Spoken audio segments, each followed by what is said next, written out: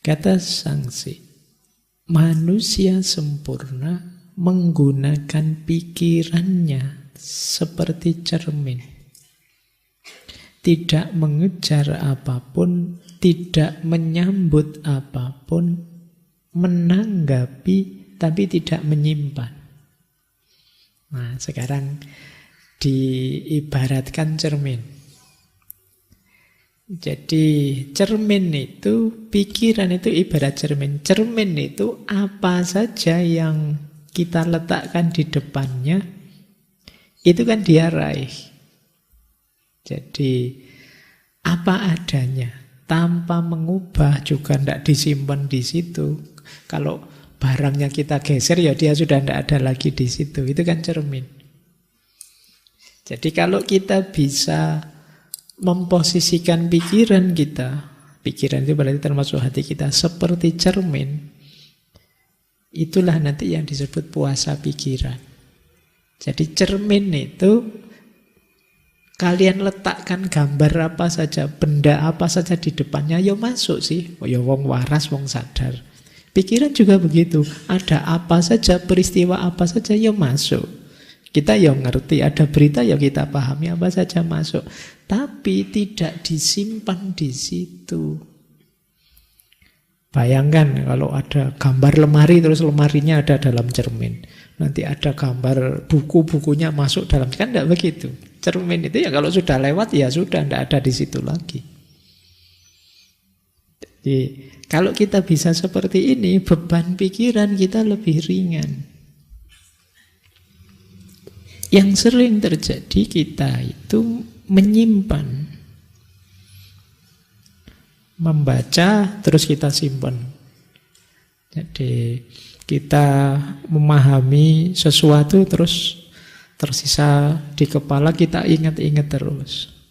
Membebani kita. Tadi sore baca berita apa, sampai hari ini terbebani terus oleh berita tadi. Padahal berita itu tidak ada hubungannya dengan kita. Tidak ada kaitannya dengan hidup kita, ya tapi teringat terus. Kok bisa ya artis favoritku kok ya mau cerai, itu kok ya mbok ya jangan. Ya kita pikiran kita melu mikir. Padahal dia tidak mikir yang bersangkutan. Kita yang kepikiran. Kenapa? Kita seperti cermin yang setelah gambarnya masuk, tidak keluar lagi. Maka kalau bisa ya kita seperti cermin beneran. Ya masuk sih, ya kita waras, kita sehat, ya kita baca, ya paham. Tapi setelah itu lupakan. Jadi setelah itu biarkan lewat. Dan cermin itu gambarnya apa, ya munculnya begitu. Tidak diubah, tidak cara membacanya persis seperti barangnya. Tidak dikomentari, tidak dikacaukan, enggak, yes begitu. Kalau hitam ya hitam, kalau merah ya merah. Cermin itu kan tidak bisa terus ngejudge, memvonis itu. Wah ini gambar sesat ini. Wah ini tidak begitu. Ya adanya itu ya tampilnya itu. Jadi, oh iya ada orang pikirannya begini, selesai. Tanpa dinilai. Oh iya, ada peristiwa begitu, titik. Sudah. Ini lebih ringan untuk pikiran kita. Jadi, masuk, kita pahami, tidak mempengaruhi kita, juga kita tidak mengubah apa-apa. Biarkan dia. Kalau dia mau datang, datang saja. Mau pergi, silakan pergi. Ini hidup lebih ringan. Jadi itu kalau kalian bisa bilang begitu, itu kalian tangguh sudah. Nanti ada pasanganmu, aku pergi loh. Lu kalau mau datang, mau pergi saja. Nah itu biar kamu tidak sering diancam begitu. Jadi ini lebih ringan untuk pikiran. Terus cermin itu tidak terikat oleh komentar penghargaan dari luar. Jadi cermin itu ya sudah, ya ini gambar yang masuk ke saya. Begini. Nah, entah itu orang memuji atau tidak, atau orang mencela atau tidak, ya pokoknya itu gambarnya. Jadi tidak mengejar apapun, tidak menyambut apapun. hasilnya seperti ini. Nggak harus dijudge, oh ini jelek sekali, ini baik sekali, ndak. Kalau kita bercermin kan apa adanya sudah. Nggak terikat hasil. Jadi saya pingin kalau saya bercermin itu wajahnya begini tapi biar kelihatan berkali lipat gantengnya gitu loh. Nggak bisa kalau cermin apa adanya. Kalau HP-mu masih bisa. Kamu pulas biar jadi lebih halus, lebih apa. Tapi kalau cermin ya apa adanya sudah. Dan dia juga tidak minta di like, tidak minta dipuji, tidak minta dikomentari yang positif apa negatif. Tidak, dia sudah. Ya ini sudah yang saya tangkap. Ini yang saya lihat. Ini yang saya pahami. Jadi tanpa kemudian disimpan kalau memang tidak perlu disimpan. Cermin itu menanggapi tapi tidak menyimpan. Jadi menanggapi itu ya kan gambarnya muncul. Oh iya ya ada begini ya, ada begitu ya. Tapi terus tidak disimpan dalam dirinya. Jadi ilustrasi pertama puasa pikiran itu seperti bayi. Ilustrasi kedua puasa pikiran itu seperti cermin. Lanjut. Nah, kata sanksi kemudian, biarkan pikiranmu mengembara dalam kesederhanaan, padukan jiwamu dengan keluasan, ikuti segala sesuatu sebagaimana adanya, jangan beri ruang bagi kepentingan atau pandangan pribadi. Maka dunia akan tertib. Jadi ini kita pecah satu-satu ya. Yang pertama, biarkan pikiranmu mengembara dalam kesederhanaan. Jadi maksudnya apa? Berpikirlah seluas mungkin, menjelajahi macam-macam, tapi jangan terikat oleh keinginan-keinginan atau teori konsep-konsep yang rumit. Tambah pengalaman sebanyak mungkin tidak masalah. Baca buku sebanyak mungkin, belajar sebanyak mungkin tidak masalah, tapi tidak harus kemudian ambisius. Apalagi kemudian terpatok pada pikiran-pikiran idealisme kita sendiri yang rumit. Kadang-kadang kan kita begitu. Pak, saya setelah belajar filsafat lama, saya putuskan saya seorang eksistensialis misalnya. Terus opo-opo dilihatnya secara eksistensial. Kamu repot sendiri. Nanti ngangkring, wah sekarang makan di angkringan tidak apa-apa Pak, tapi ini angkringan eksistensial. Oh, nanti ada apa-apa, ini eksistensial itu. Kamu ribet sendiri karena kamu terlanjur tadi bikin rumit bahwa saya ini, saya itu. Itu sama kalian kan sama teman-temanmu sudah terlanjur memperkenalkan diri. Saya itu meskipun kayak gini gayanya, tapi saya soleh loh. Wah itu. Ayo kamu pontang-panting sendiri itu nanti mau katanya anak soleh ini sudah mau asar zuhur belum. Oh iya ya maaf lupa aja, kamu ribet sendiri. Salahmu sendiri kamu mengkategori dirimu dengan satu konsep tadi. Jadi meluaslah seluas-luasnya tanpa harus bikin rumit dirimu sendiri. Biar hidupmu lebih nyaman. Padukan jiwamu dengan keluasan. Jadi mari kita sadari sepinter apapun kita, sepandai apapun kita, masih banyak hal yang belum kita paham. Mari kita jangan egois, mari kita merasakan diri kita sebagai bagian dari satu sistem besar. Jadi hidup ini jangan menganggap dirimu satu-satunya yang penting. Setiap entitas punya nilainya sendiri.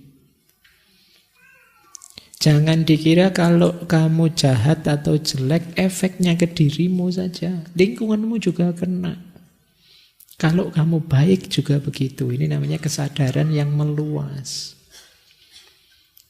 Jadi kalau kamu jahat, itu kamu tidak bisa egois bilang, biar saja Pak jahat-jahat saya kok. nggak akan ada yang kamu begitu. Cerewet-cerewet saya ngapain? Loh ndak, kalau kamu jahat, kalau kamu jelek, nanti semua yang berkaitan denganmu kena. Kamu anaknya siapa sih kok jahat banget? Orang tuamu kena. Kamu kakaknya siapa? Adiknya siapa? Kamu kok cerewet banget? Saudaramu kena. Daerahmu kena. Kamu anak mana sih? Kena daerahmu. Nanti kalau kamu ke luar negeri, kelakuanmu ngisin-ngisini, kamu orang negara mana sih? Negaramu kena. Jadi jangan dikira kamu itu sendirian. Kesadaranmu perluaslah. Jangan hanya mikir egomu sendiri. Jadi kalau mau melakukan sesuatu, sadari ini. Wah, itu saya mau sih agak nakal-nakal dikit itu. Tapi nanti orang tuaku bagaimana? Teman-temanku bagaimana? Orang kampungku bagaimana? Nanti kalau ada apa-apa kena semua. Nah, terus kamu mulai lebih hati-hati, lebih taktis melakukan sesuatu. Saya pingin sih ketat dengan idealismeku, tapi kalau nanti saya seketat itu, nanti efeknya mungkin ke teman-teman, ke saudara-saudara. Nah, jadi ini padukan jiwamu dengan keluasan. Kemudian ikuti segala sesuatu sebagaimana adanya. Terima kenyataan apa adanya, jangan memaksakan kehendak. Mengalir saja, fleksibel.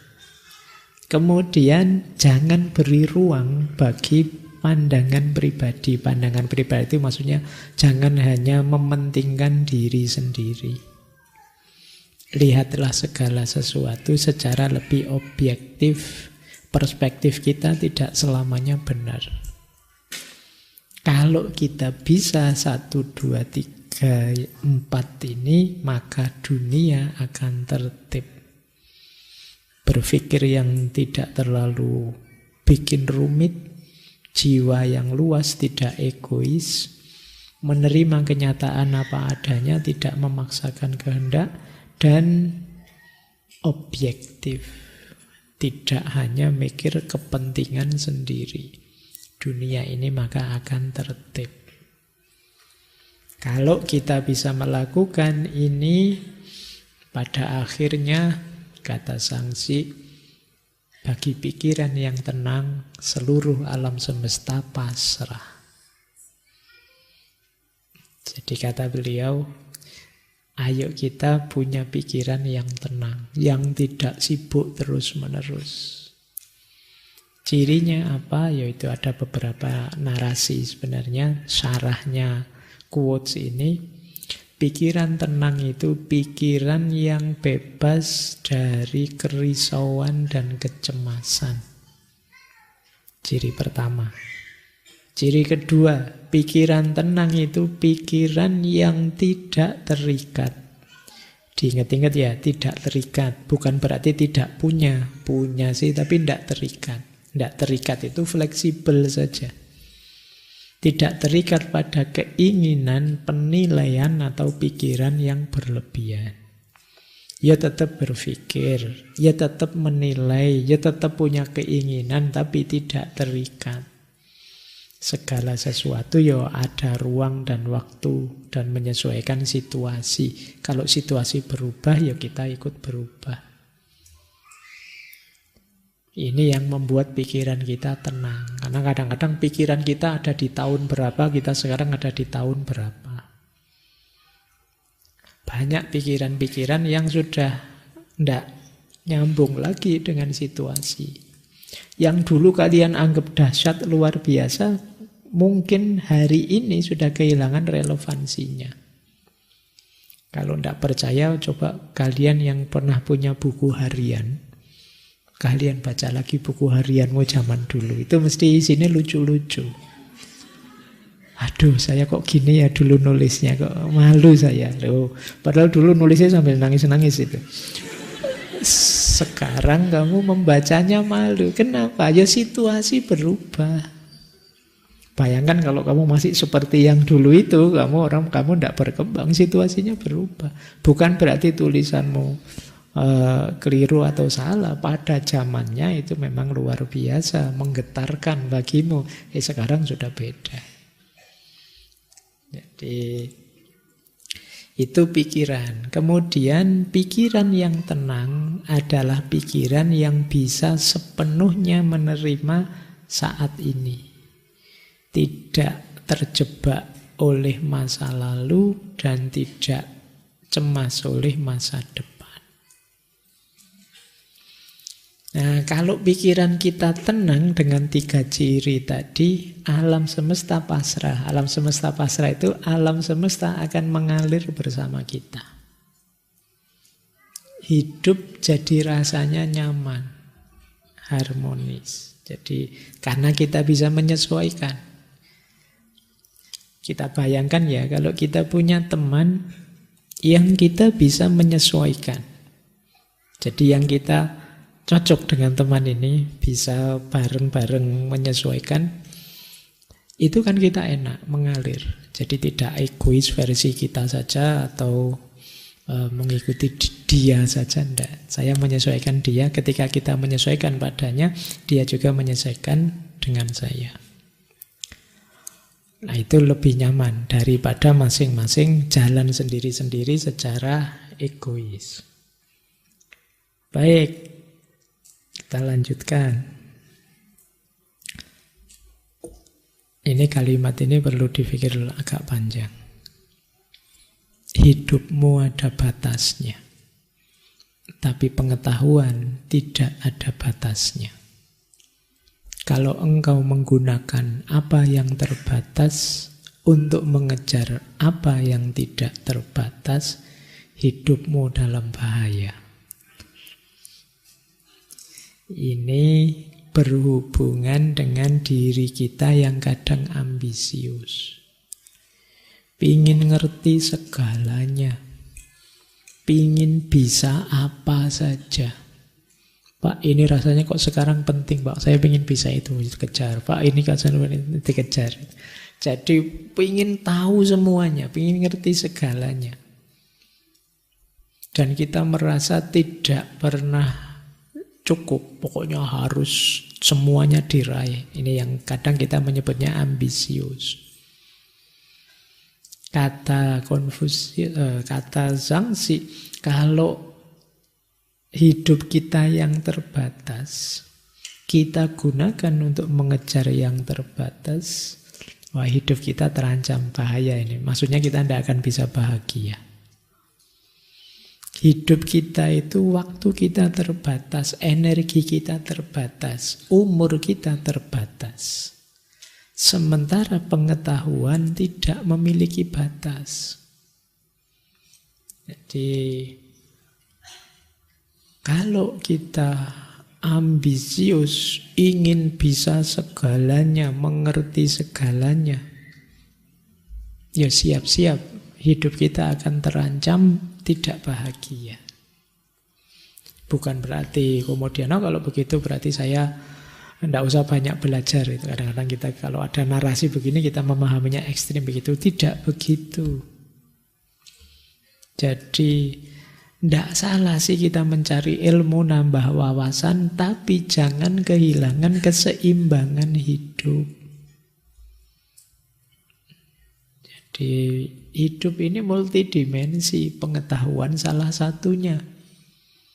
Kalau hanya pengetahuan ingin kita kumpulkan terus, kapan kita menjalankannya?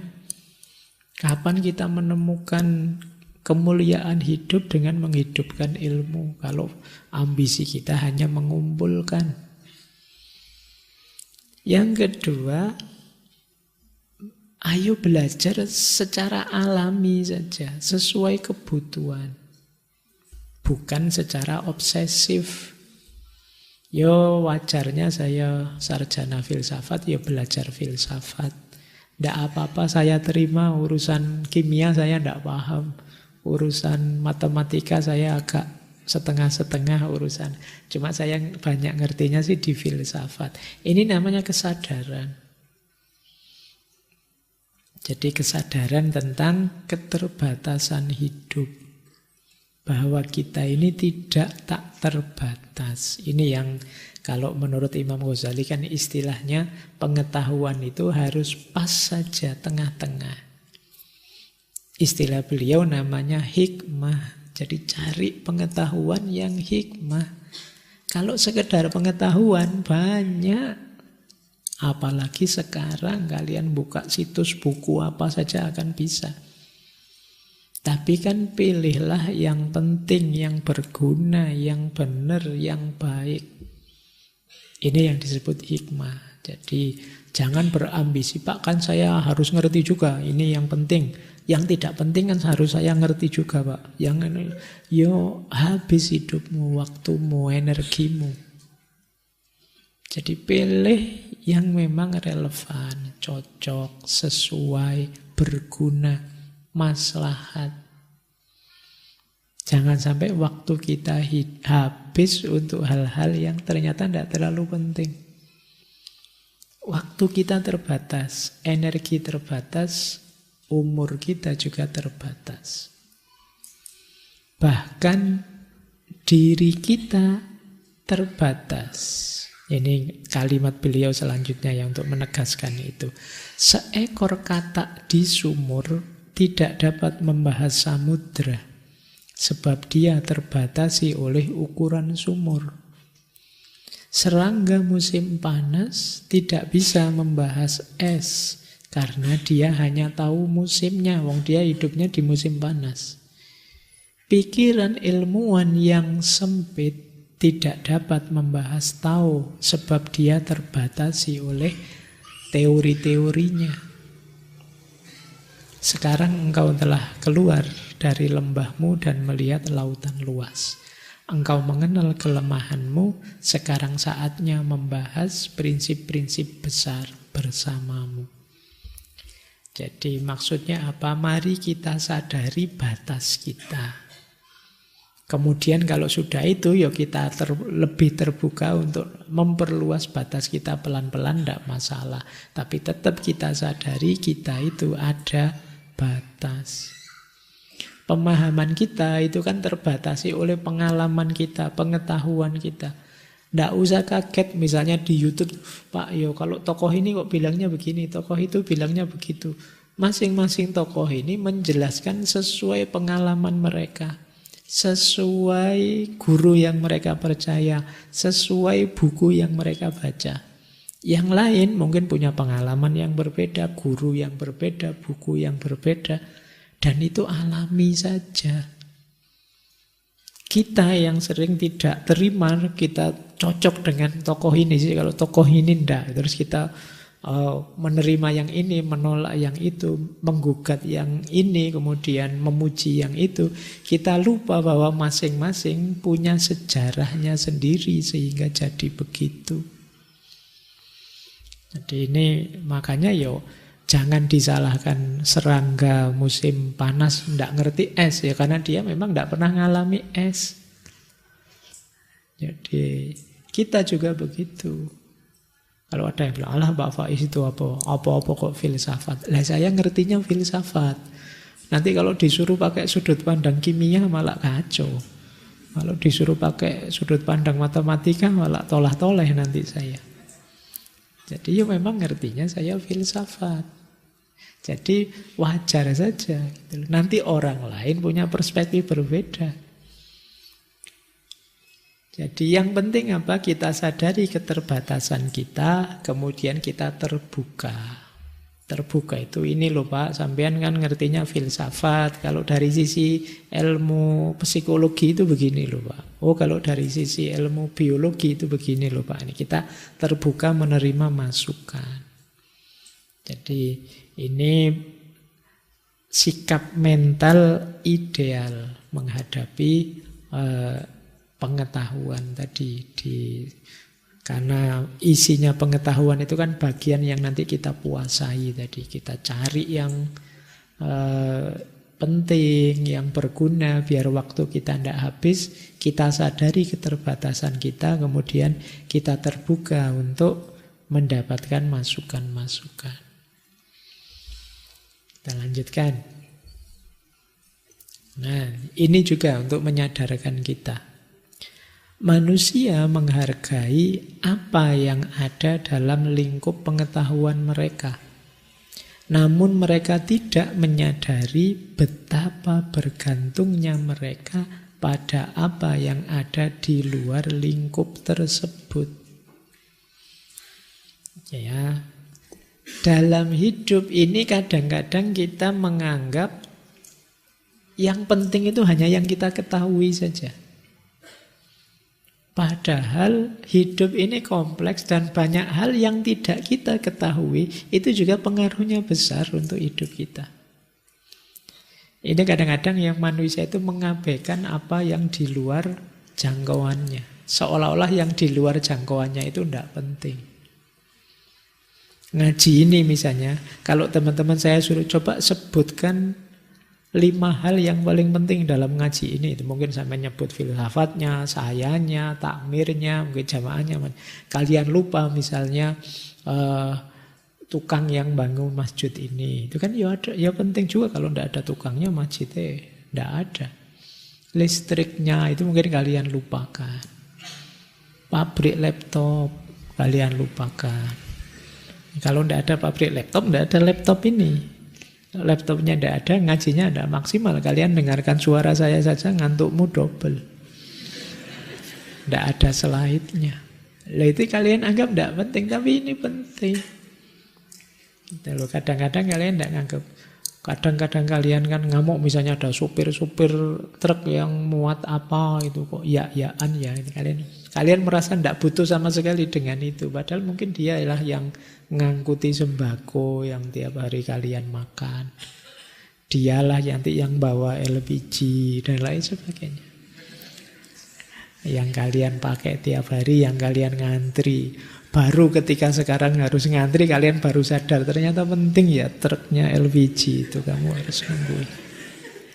Kemarin tidak kamu anggap sama sekali. Nah, ini jadi kita itu sering menganggap penting apa yang kita ketahui. Kita lupa ada banyak hal yang luput dari pengetahuan kita, dan itu juga penting. Maka jangan dikira hal penting itu hanya yang kalian anggap penting saja. Ada banyak hal lain yang luput dari jangkauanmu, yang kadang kau anggap tidak penting. Itu kuasanya Tuhan ya. Itu justru dari situ hidup ini bisa tetap berjalan. Tanpa itu semua sekompleks itu, dunia ini tidak seperti ini.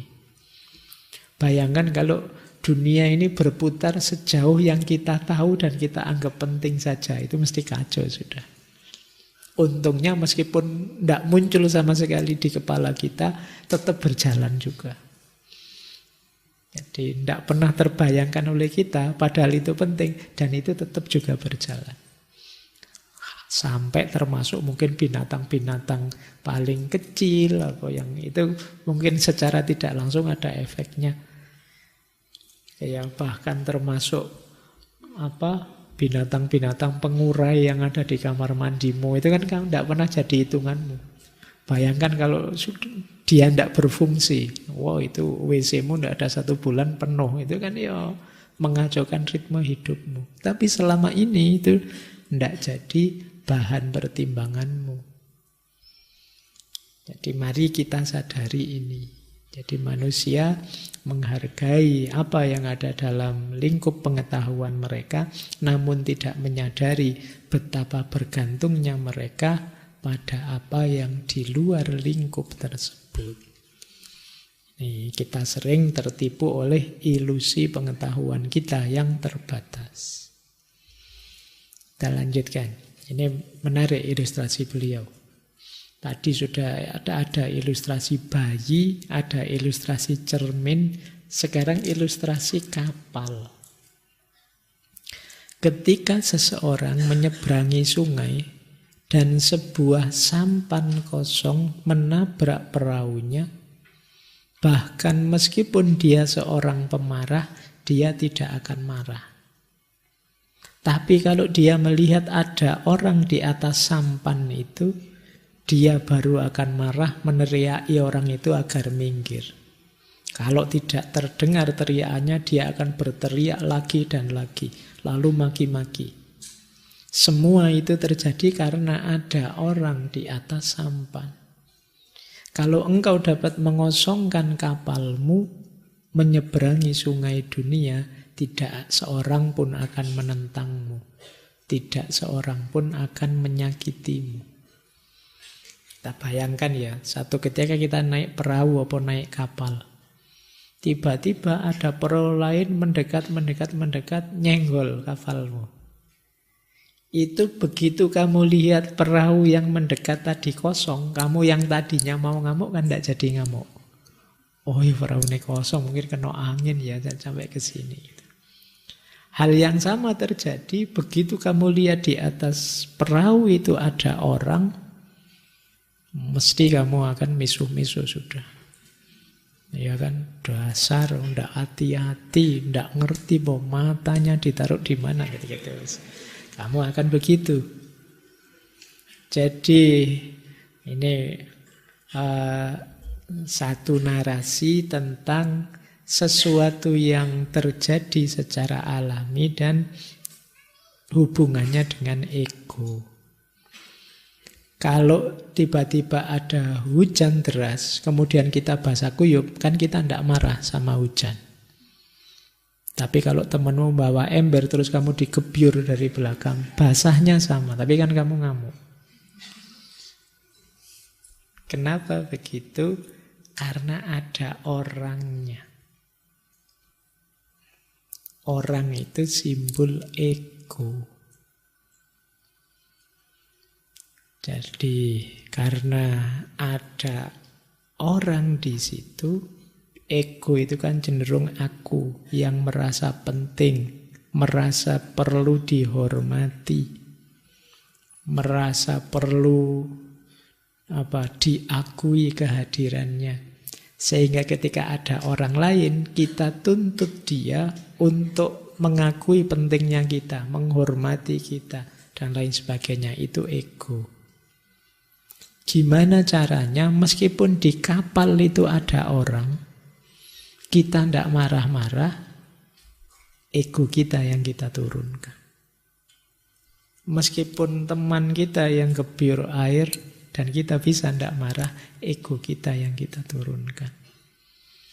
Jadi mari kita anggap ya peristiwa-peristiwa orang naik kapal minggir nyenggol kita atau orang gebyur kita itu sebagian dari fenomena momen biasa saja. Dia jadi sesuatu yang menyakiti kita ketika ego kita yang muncul. Wah, dia ingin nantang saya ini mesti. Wah, dia ingin menyakitiku ini mesti. Wah, dia meremehkanku ini mesti. Pernyataan-pernyataan ini dalam diri kita, itulah yang membuat kita meledak. Itu yang tadi saya sebut cara baca kita, cara memahami kita. Bisa enggak misalnya ada kapal kita kesenggol tapi seperti hujan tadi. Oh ya biasa sih, mungkin dia enggak terlalu pinter nyetirnya atau kepleset tadi khilaf sebentar, enggak apa-apa lah. Tanpa harus melibatkan, menegaskan ego kita. Kalau kita bisa mulai ngomong ego, kalau bahasa saya tadi, mengambil jarak, mengendalikan ego, hidup kita mungkin lebih nyaman. Jadi kalau ada orang nyenggol kita, itu justru kita, jangan-jangan memang ada yang salah di saya.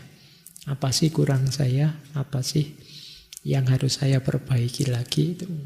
Itu jadi tidak mengedepankan ego. Biasanya kalau mengedepankan ego, kita pinginnya bales saja. Saya disakiti ini berarti harus balas menyakiti. Padahal mungkin orangnya tidak sengaja. Itu banyak terjadi kan belakangan. Ketidaksengajaan yang jadi masalah besar. Mobilnya disalib terus tidak terima. Kan sekarang banyak gitu. Terus wah sampai ngangkat pistol segala. Terus urusan polisi. Terus minta maaf. Terus wah rame. Kenapa bisa begitu? Ego. Jadi cara kita memvaluasi diri kita itu kadang-kadang tidak proporsional. Kalau ingin hidup ringan, tidak mudah tersinggung, mari kita